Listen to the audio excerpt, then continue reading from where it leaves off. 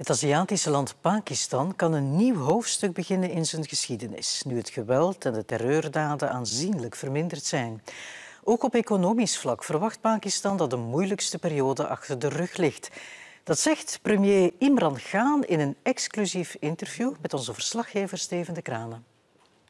So, Prime Minister, may I ask first, how different is it to leading a country than to captaining a sports team? Because leadership is needed in both.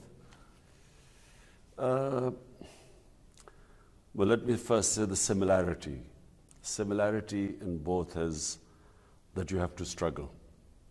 And the dynamics of struggle are such that you only succeed if you learn from the bad times, from your mistakes. You learn and then you pick yourself up. So that's where the similarity is. Otherwise, it's, of course, completely different. Running a cricket team is completely different to running a country. And, of course, different challenges. And then countries with entrenched, strong institutions are much easier to run. A country which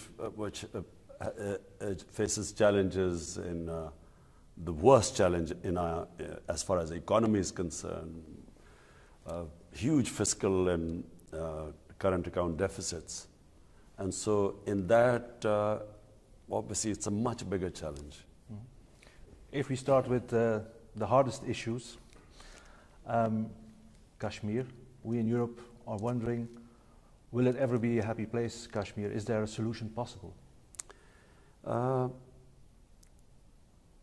Kashmir is something which Pakistan and India have actually gone to war 3 times.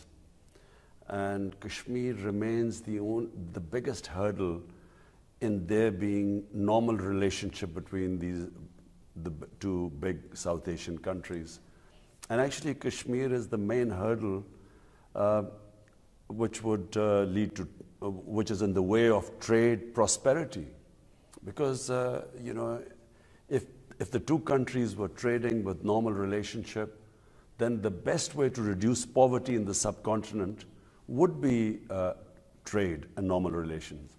So Kashmir has a problem that has been very difficult to sort out because, unfortunately, you know, India feels it's a stronger power, might is right, whereas the UN resolutions in way 70 years ago, according to them, the people of Kashmir had the right for self-determination. They were supposed to, through a plebiscite, decide their destiny. They wanted to go to India or Pakistan.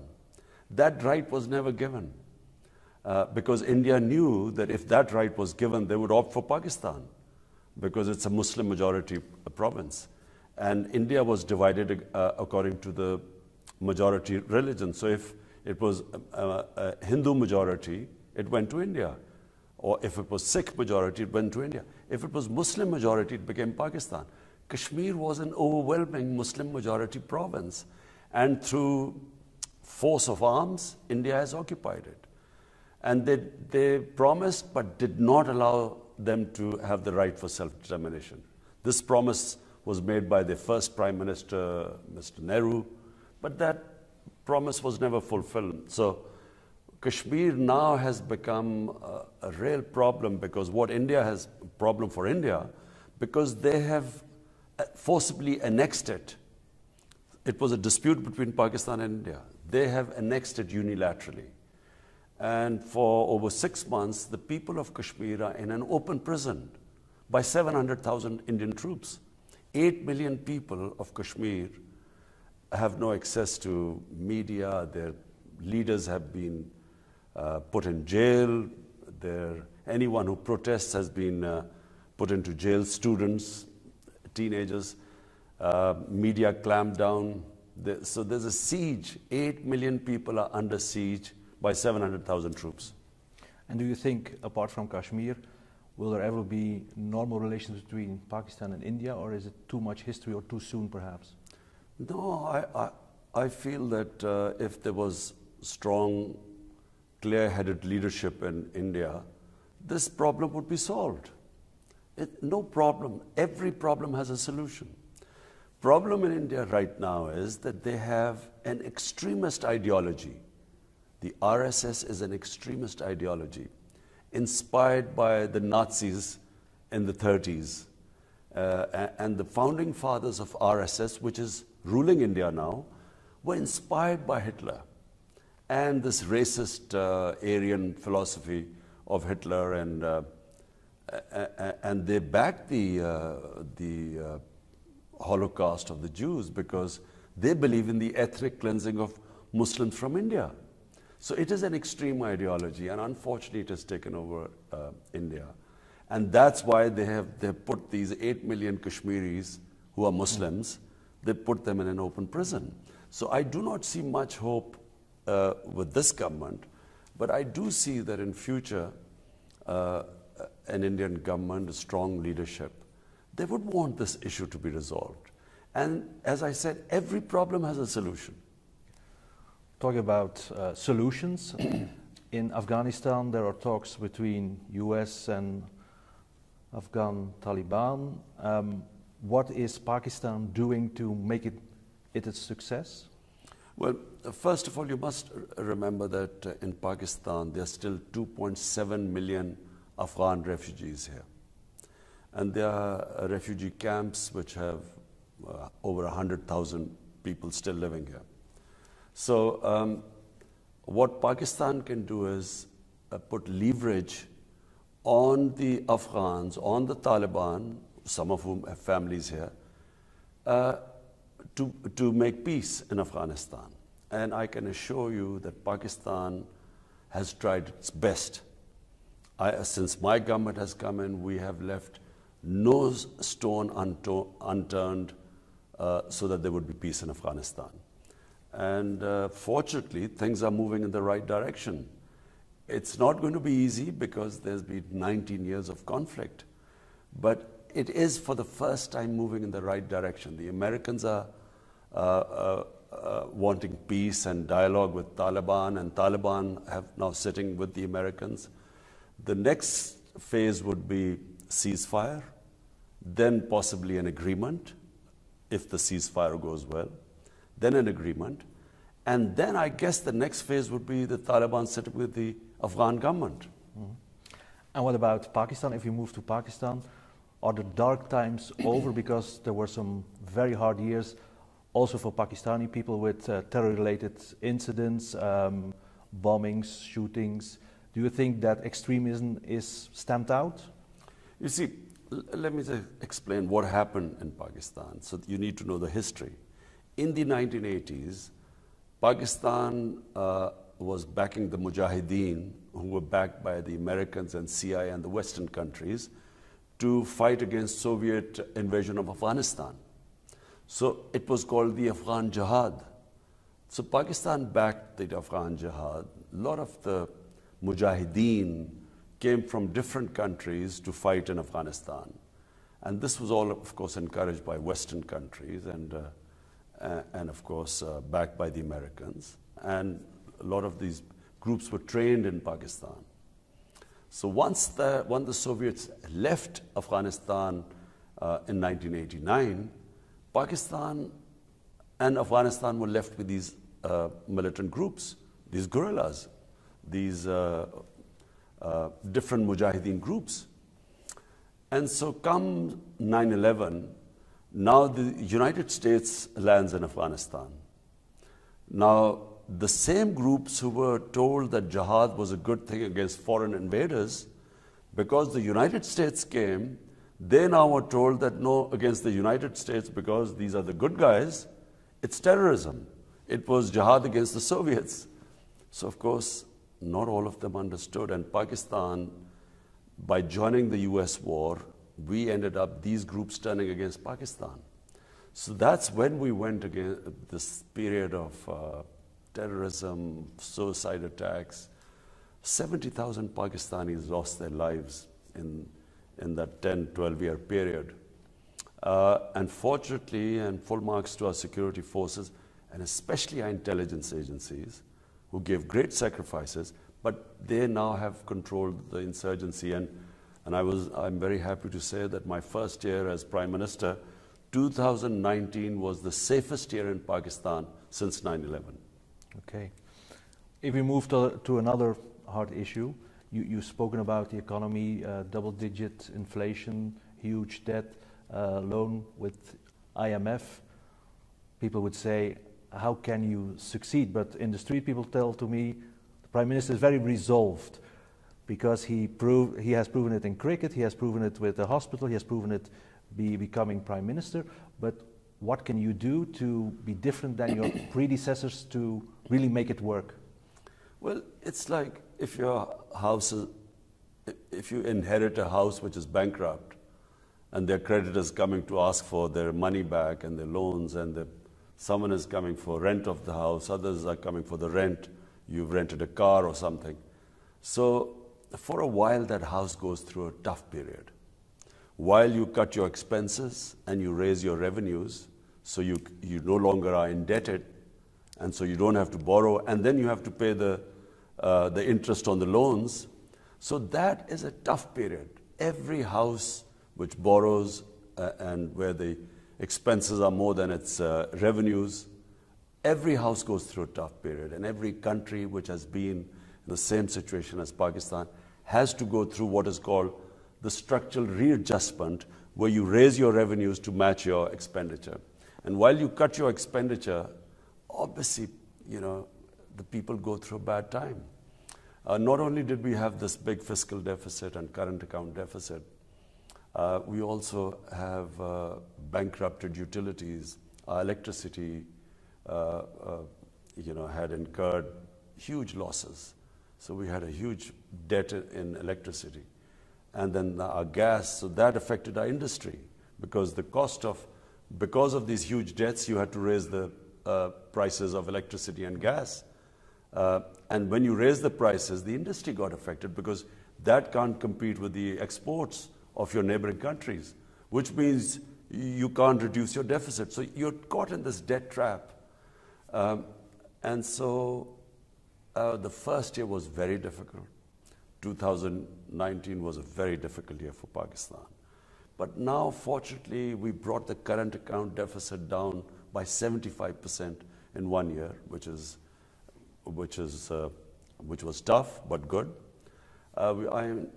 Exports are increasing, not that fast, because the world at the moment, the economy overall in the world is slowing down. But we've cut down our imports. We've tried to work on our electricity sector so that we cut down the losses. So it's been a tough period of readjustment, and I expect that this is the year 2020 where the economy will show signs of recovery.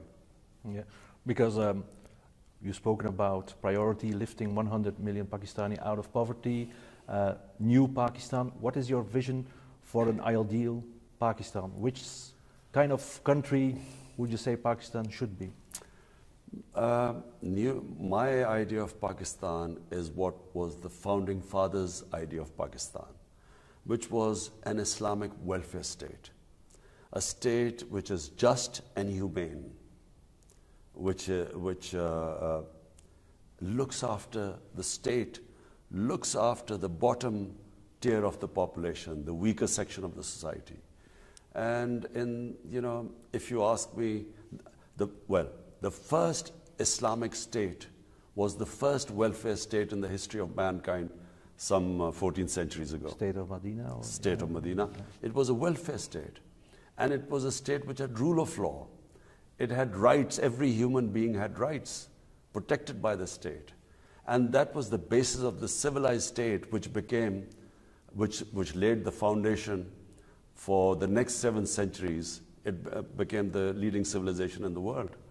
And of course, emphasis on education, which was laid by our Prophet, peace be upon him. So therefore, that's my ideal.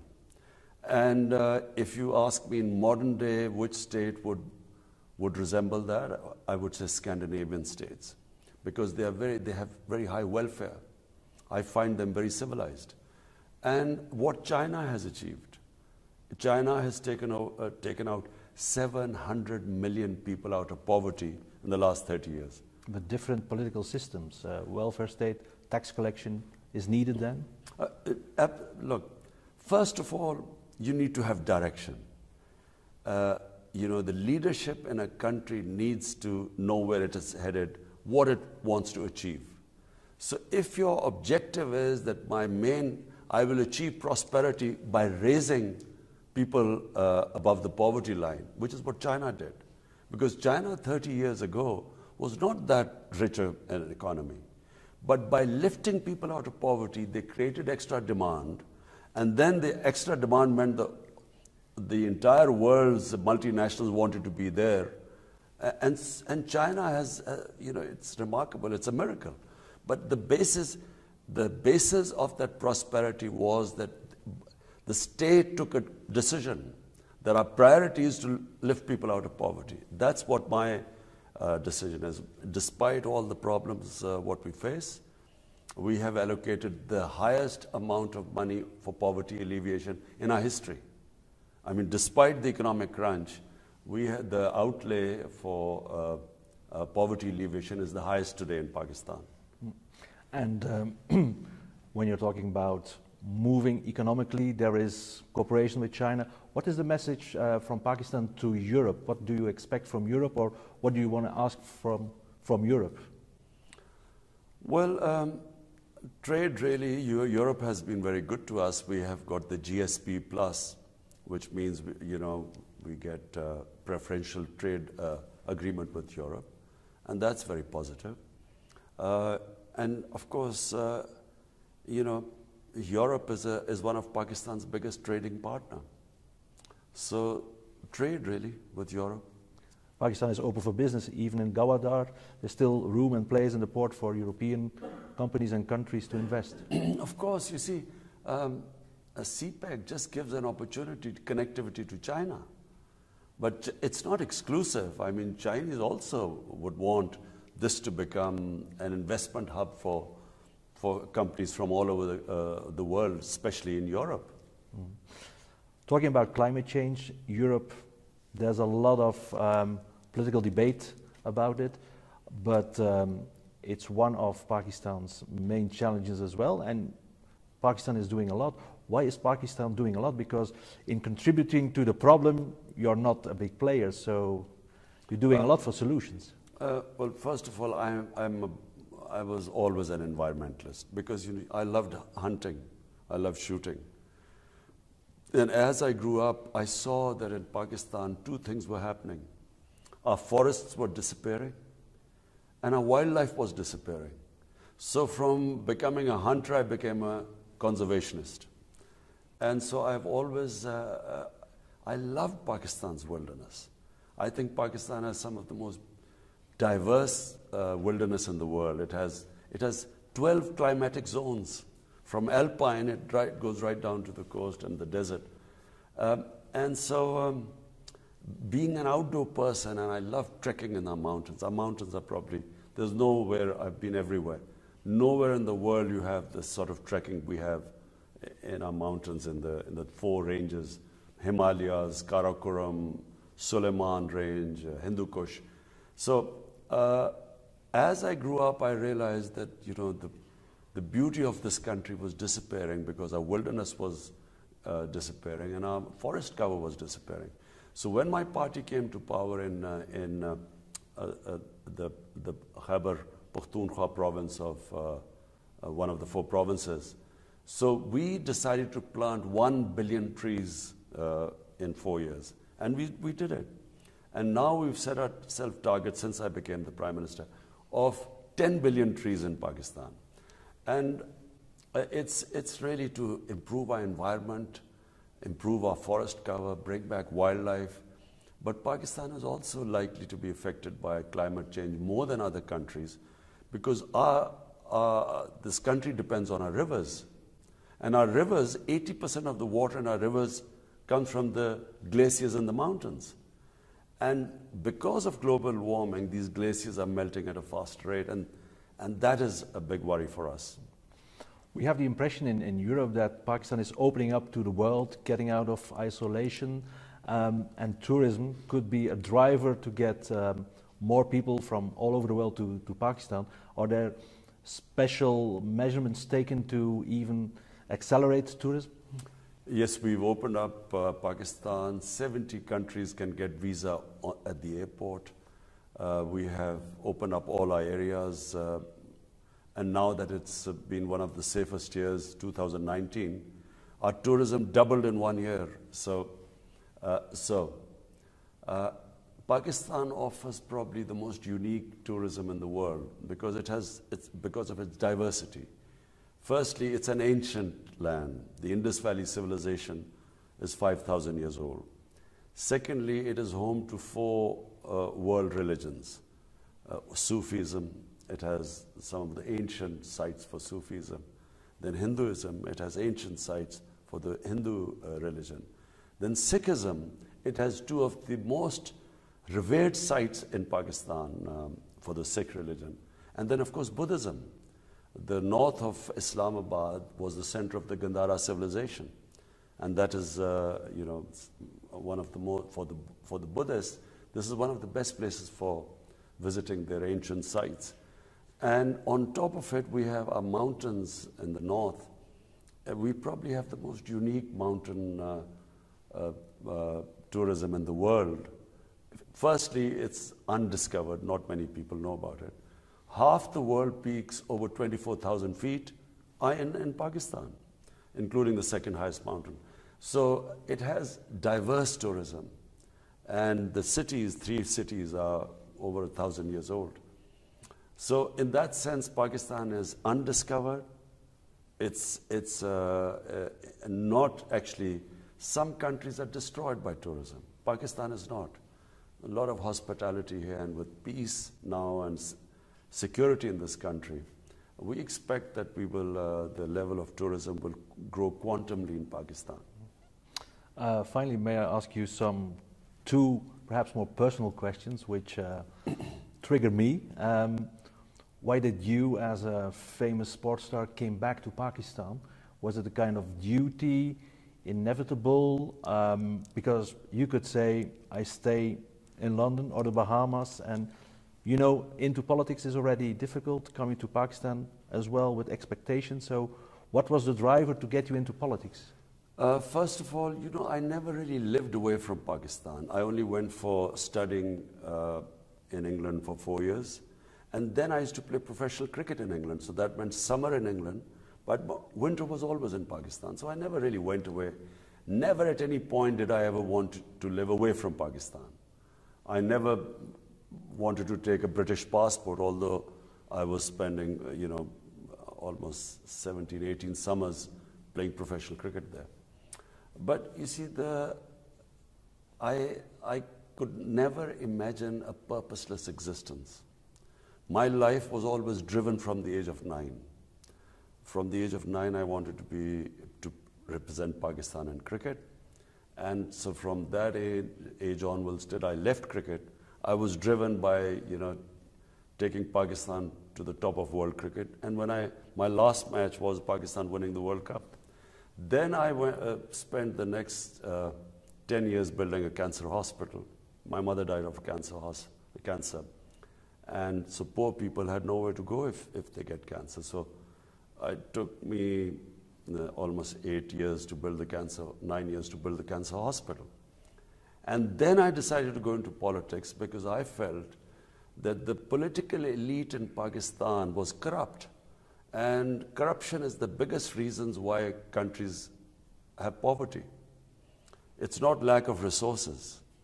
Countries are not poor because of lack of resources, because some of the richest countries in terms of resources are poor because of corruption. So I came in on an anti-corruption platform some 23 years ago. And because I was fighting the political mafias, that's why it took me so long to succeed. And then it's related to the previous question.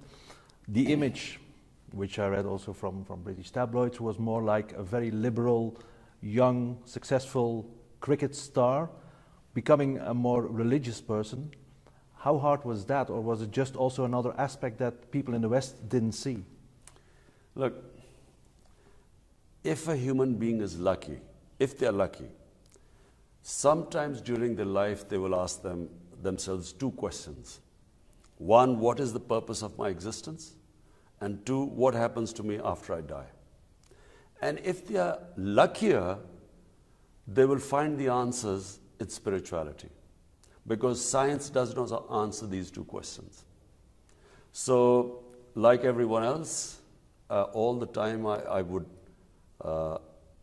self-analyze, analyze my life. I had more fame than anyone in my country. I had love in this country and an easier life, a privileged life. So I could have spent the rest of my life actually just talking about cricket and living very well. But if you do ask yourself the question, what is my purpose of existence? And the spiritual in the spiritual world, it is not that I should live as a selfish life, which is what, if I wanted, I could have lived a very comfortable, selfish existence. In the spiritual world, you are responsible. The more the Almighty gives you, the more responsibility you have towards other human beings. Hence, my life turned from first to build a hospital for poor people, and then to enter politics and build a welfare state. No matter how much social work I would have done, I could never have helped so many people as you can in government and build a welfare state. So it is all part of that spiritual journey which comes from asking these two questions. And finally, given the challenges of Pakistan, giving the history, giving what they call the establishment, which there are the other parties, are you never afraid to take up the challenge? Because this is a country where the life of a prime minister means a lot. Well, you must understand that when you move towards spirituality, so one thing that happens, and my faith tells me, that life and death is in Almighty's hands. And all you have in your hands is effort. We human beings, all we have is the ability to struggle. Whether we succeed or not is not in our hands, it's in Almighty's hands. So I do not fear death, I don't fear failure. All I know is that I will try my best, and once I've tried my best, I leave it to the Almighty. So whatever is His decision, I'll accept it as the will of God. Mr. Prime Minister, I had so many questions and still have about Pakistan, but thank you very much. Very enlightening.